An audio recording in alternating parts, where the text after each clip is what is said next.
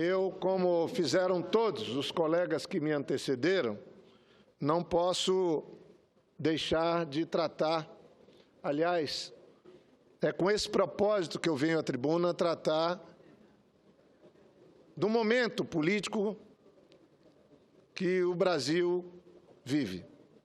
Ontem tivemos uma sessão histórica na Câmara dos Deputados. A discussão é em que página da história aquela sessão vai estar inscrita.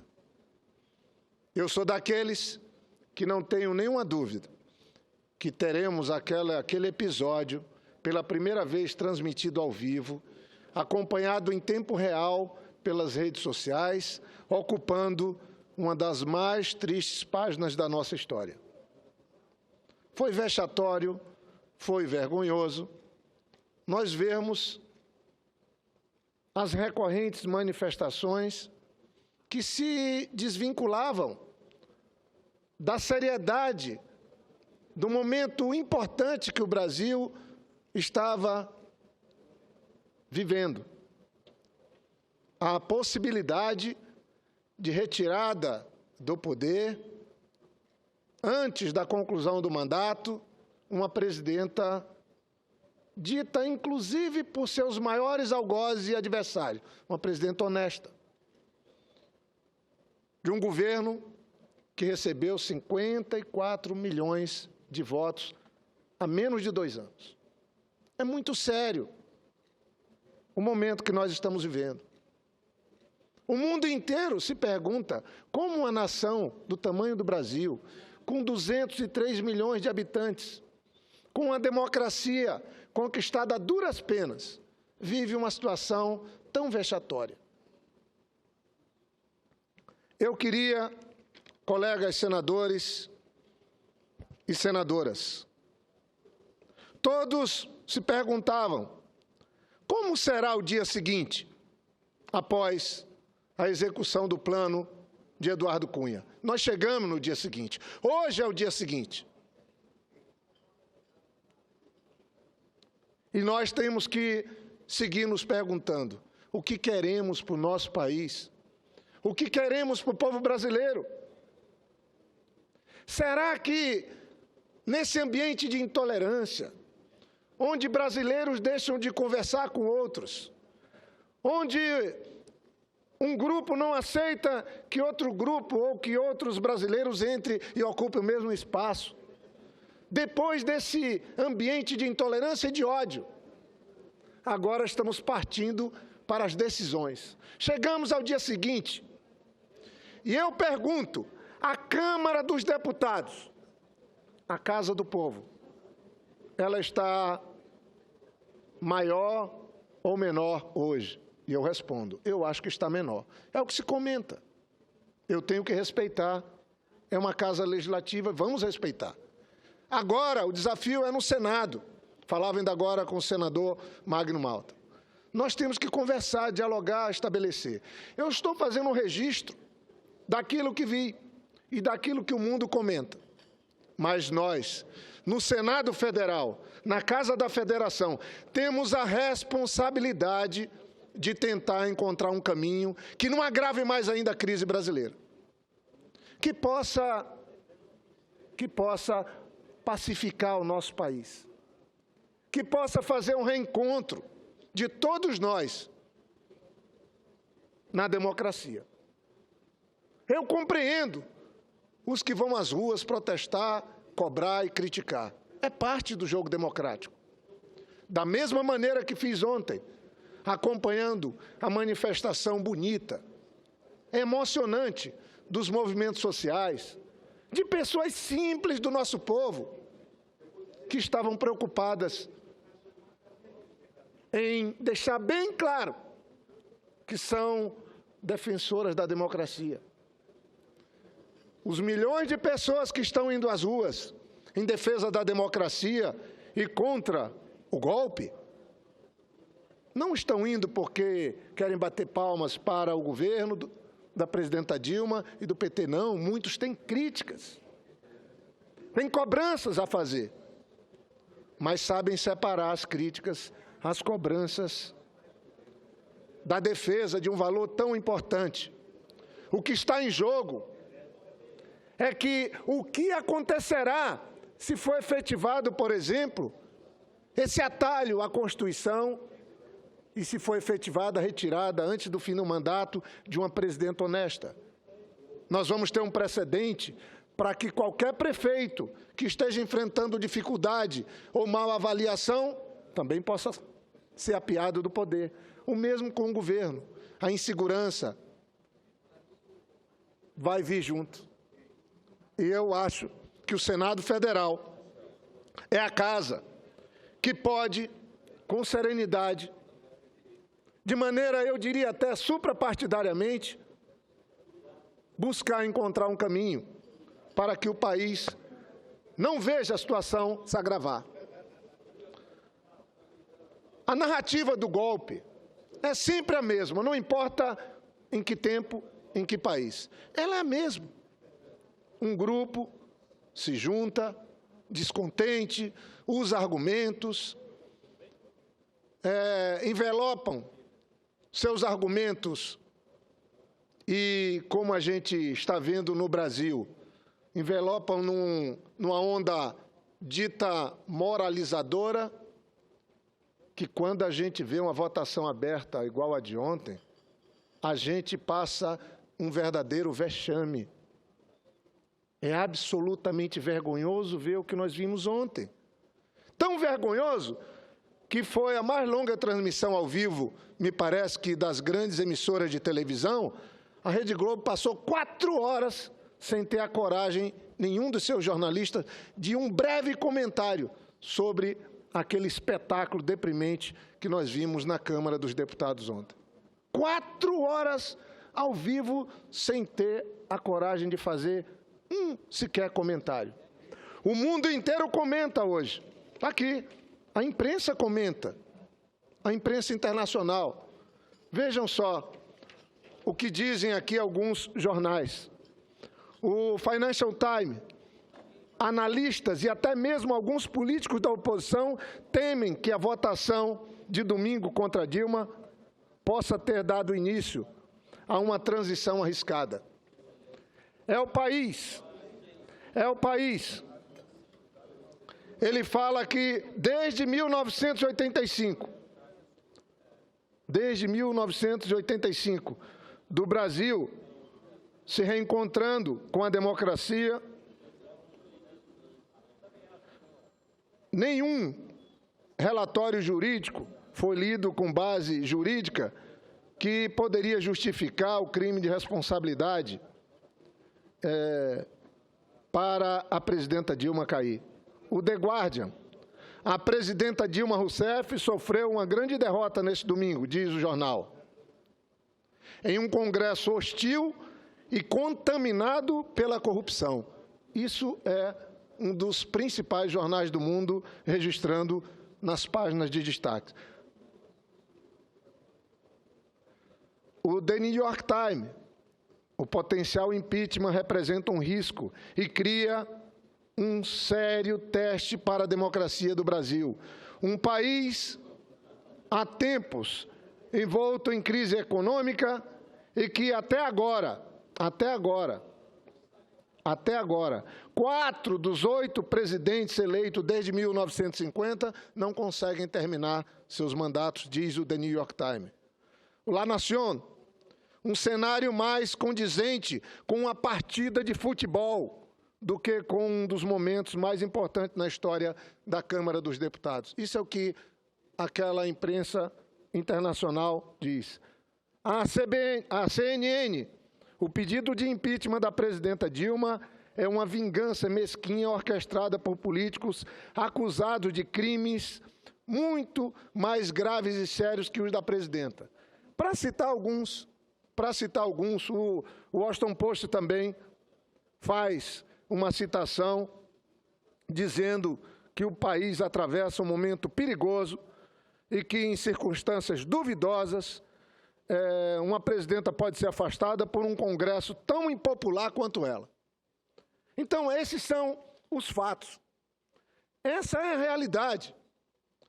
E eu queria aqui dizer aos colegas senadores, talvez não tenhamos ainda a exata dimensão, mas vejam se um eventual governo absolutamente ilegítimo de Michel Temer, tendo como vice Eduardo Cunha, poderia fazer frente aos desafios que o Brasil vive nesse momento.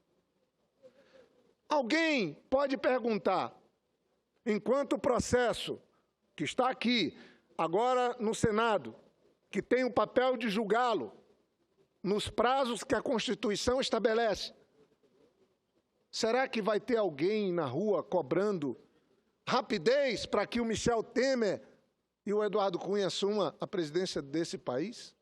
Será? Será que é o melhor caminho, como foi dito ontem por um deputado da Rede? Será que é o melhor caminho para entrar no Palácio do Planalto, a porta dos fundos?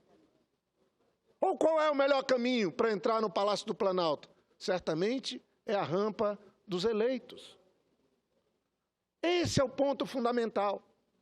E eu tenho fé que essa instituição aqui, que tem 190 anos, não vai fazer coro, não vai assinar embaixo do plano executado com maestria por Eduardo Cunha. Já que estamos diante de uma crise política, econômica e agora institucional, nós podemos sim encontrar caminhos que possam preservar a autoridade do voto dos brasileiros e das brasileiras. É essa a confiança que eu tenho. Eu queria fazer referência a uma pesquisa que Datafolha fez ontem. Datafolha entrou na manifestação dos pró-impeachment e foi na manifestação de quem defende a democracia, que estava ali lutando pela legalidade, fazendo a defesa da continuidade do mandato da presidenta Dilma. Foi lá. E veja o resultado. Ouviu em São Paulo e ouviu em Brasília. A rejeição a Michel Temer une os movimentos favoráveis ao impeachment e favoráveis ao governo. A rejeição de Eduardo Cunha une os movimentos favoráveis ao impeachment e favoráveis ao governo. Vejam aqui o que diz o resultado da pesquisa do Datafolha. A maioria dos manifestantes na Avenida Paulista ontem, que o próprio Datafolha fala que foram em torno de 250 mil pessoas, 68% acham que um eventual governo de Michel Temer será ruim, péssimo ou regular. Nem governo se tem, mas já se tem o diagnóstico. Mais ainda,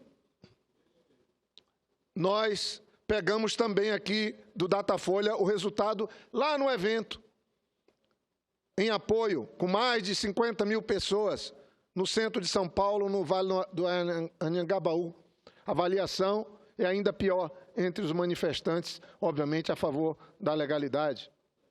São 80% os manifestantes, 80%. Eles dizem que defendem que Temer também seja afastado.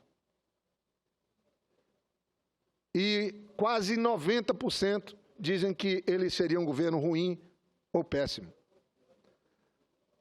Quando se junta Michel Temer e Eduardo Cunha, aí vira uma quase unanimidade que nós vamos ter nesse país. Os manifestantes de um lado e de outro, só tem um posicionamento que une os manifestantes de uma ala, de uma tese e de outra. É quando você pergunta sobre um eventual governo de Michel Temer e Eduardo Cunha. Ou quando se pergunta sobre a saída de Eduardo Cunha. Quase 100% falam que ele não pode presidir a Câmara dos Deputados. Eu não estou aqui querendo fazer uma ação direta contra um colega parlamentar, mas que as perguntas ficam sem resposta, ficam. Mas agora nós temos um fato consumado. E certamente não deve ser o melhor caminho para o Senado Federal, conhecendo os colegas que eu conheço, que refletem o espírito da federação, não é possível que o Senado vá dar um atestado de bons antecedentes, de idoneidade ao ato praticado por Eduardo Cunha ontem. Foi um vexame. Foi um vexame. Nós não estamos aí discutindo mais o cumprimento de algo que está previsto na Constituição. Impeachment está previsto. Mas quando se trabalha com algo que está previsto na Constituição e se burla a Constituição, se atropela a Constituição sem tipificá-lo, o nome é outro.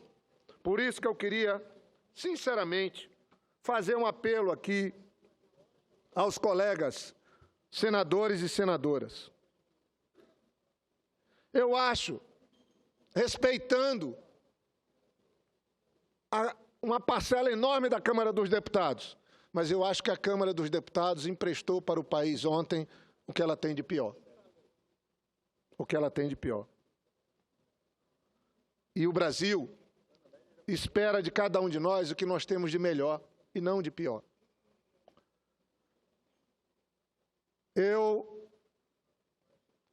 Eu penso que a história vai registrar que um grupo de parlamentares e prometiam uma vitória cachapante, e me parece que foram em torno de 25 votos a mais do que o necessário, numa casa que tem 513, aqueles deputados e deputadas não estão autorizados, nem pela Constituição, e certamente não estão autorizados. E ficou mais evidente ainda, depois das declarações pelo povo brasileiro, com o voto, eleger um novo presidente, desprezando o resultado das urnas. Eu acredito que agora, aqui no Senado, nós temos condição de tirar os incendiários e pôr em seus lugares os bombeiros, que tentam socorrer o Brasil, que precisa de cada um de nós. Precisa de um posicionamento suprapartidário do Senado. Um posicionamento que independa da região que cada um de nós representa. O Brasil carece, nesse momento, os brasileiros, de uma atitude que nos traga de volta a esperança, que pacifique esse país. É verdade que o governo da presidenta Dilma cometeu erros, mas isso não autoriza, não justifica que a Câmara dos Deputados cometa um erro ainda maior. Isso não se justifica. No olho por olho, todos terminam cegos. Vejam a barbaridade que é essa história de tentar tipificar o que houve como crime. O TCU agora que vai julgar o primeiro ano das contas da presidenta. Os decretos que fazem uma execução orçamentária jamais podem ser tipificados como crime. Os governadores todos fazem essa execução orçamentária que a presidenta fez. Não tinha uma decisão do TCU ainda, dizendo que aquilo não seria permitido. Não tinha. E todos os governos anteriormente fizeram. Fernando Henrique fez várias vezes, o próprio líder do PSDB aqui, meu colega Cássio, chegou a reconhecer publicamente quando eu estava na tribuna. Eu queria, então, concluir, senhor presidente, eu queria concluir pedindo aqui, fazendo um apelo. Esse país não aguenta. Conceda-me, quando oportuno, a parte. É imediatamente, senador. Senador Jorge, eu não vou... Depois eu concluo. De forma nenhuma, fazer nenhum tipo de polêmica antecipada com Vossa Excelência, mas até porque o processo chegou ao Senado, não é um momento fácil para a nação brasileira. Ontem me perguntavam, senador Jorge, o senhor vai comemorar onde? Eu digo, não tenho o que comemorar. Eu não tenho razão nenhuma para comemorar por uma série de fatores. O principal deles é a situação que vive o país e os brasileiros. Apenas para fazer um reparo, que quando fiz o aparte a Vossa Excelência, eu não me referia aos decretos de suplementação, eu fiz referência às chamadas pedaladas. Eu fiz a ressalva, mas fique bem claro que foi essa a parte. Teremos, na discussão de mérito, a oportunidade de discutir isso. Eu queria apenas aproveitar o aparte ao discurso de Vossa Excelência para lembrar, não apenas aos senadores, às senadoras, mas principalmente aos telespectadores da TV Senado, que ficam confusos. Você tem um conjunto de pessoas que não são filiadas ao Partido dos Trabalhadores, que não são simpatizantes sequer dos petistas, e que se perguntam, mas esse impeachment cabe? Eu tenho, nas minhas relações de convivência, esse tipo de questionamento. Então, com a chegada do processo no Senado, senador Jorge, será possível, em primeiro lugar, caracterizar de forma nítida a natureza jurídica do crime de responsabilidade, que é uma infração político-administrativa. Assim define a doutrina, assim define o Supremo Tribunal Federal. Crime de responsabilidade, na sua natureza jurídica, é uma infração político-administrativa. A Presidente da República, nos crimes de improbidade, de corrupção ou qualquer outro delito do chamado crime comum, é julgada perante o Supremo Tribunal Federal. Nós, outros senadores e senadoras, só julgamos a Presidente da República nesta tipificação crime de responsabilidade, que é um delito político-administrativo. Portanto, não adianta dizer que a Presidente Dilma é honesta. Você pode ter um governante o mais honesto do mundo e cometer o crime de responsabilidade. O crime de responsabilidade nada tem a ver com ato de improbidade, de corrupção, de mal feito. Perante essas acusações que existem em relação ao governo da Presidente Dilma, a instância própria, o foro estabelecido, é o Supremo Tribunal Federal. Então, apenas como nós teremos chance, eu não quero abusar do aparte que Vossa Excelência me concede, apenas para dizer que, no caso do governo do presidente Lula, do presidente Fernando Henrique, as pedaladas ou esses fluxos de caixa eram feitos num curto espaço de tempo, em valores simbólicos ou de pouca expressão por volume, e há uma diferença brutal em relação ao governo da Presidente Dilma pelos valores que foram movimentados. Aí você tem uma diferenciação que é muito nítida, mas nós teremos, ao longo do processo, teremos aqui um processo que será feito com a devida cautela, com o estabelecimento do contraditório, o respeito ao devido processo legal, com o amplo direito de defesa, e oportunidades não nos faltarão para esse debate mais aprofundado. Eu apenas me apressei para lembrar que não fazia referência aos decretos, mas sim aos empréstimos que ganharam proporções bilionárias no período do governo da Presidente Dilma Rousseff. Bem, eu queria, agradecendo a parte de Vossa Excelência, quem dera que esse impeachment ou essa proposta de impeachment da presidenta Dilma, que agora ganhou feição e cara, com o resultado de ontem na Câmara dos Deputados, tivesse amparado na tipificação de crime, naquilo que estabelece a Constituição. Constituição é clara, tem que haver um atentado contra ela para se tipificar um crime de responsabilidade. E não tem absolutamente nada disso. E agora eles reconhecem que a metade da argumentação não cabe, porque o Fernando Henrique também fez pedaladas. Aí se prende aos decretos, que não criaram dolo. Não houve crime. O mundo inteiro está vendo. O que tem é uma sina, um desejo de vingança. Eu cumprimento Vossa Excelência por não ter comemorado. E eu acredito.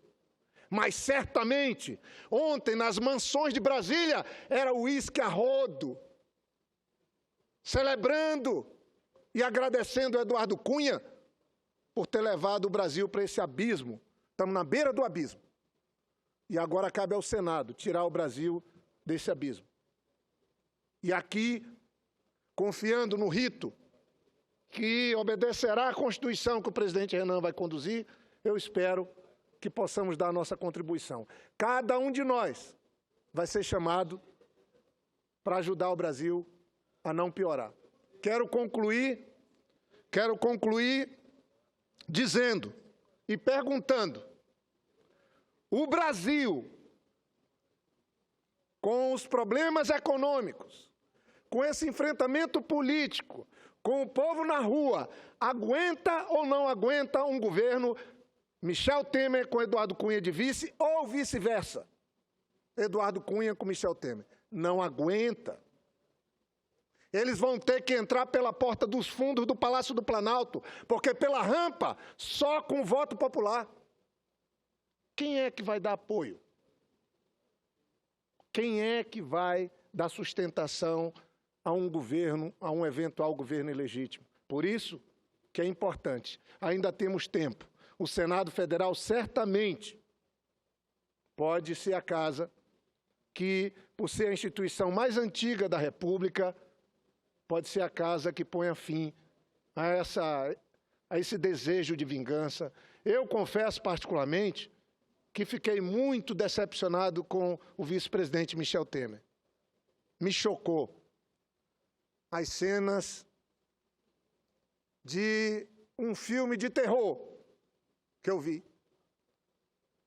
Fazer discurso de posse antes da hora, botar a faixa, sentar na cadeira antes da hora.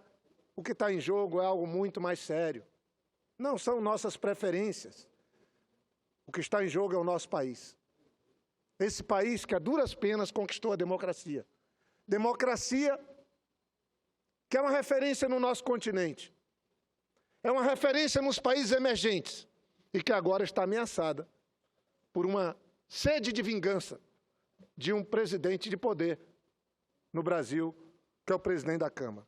Eu prefiro acreditar que um grupo grande de senadores nessa casa, de maneira suprapartidária, vão pegar os destinos desse país, o destino da democracia brasileira, e vão fazer algo que possa pacificar esse país, que possa reencontrar os brasileiros e cumprir o que está estabelecido na Constituição.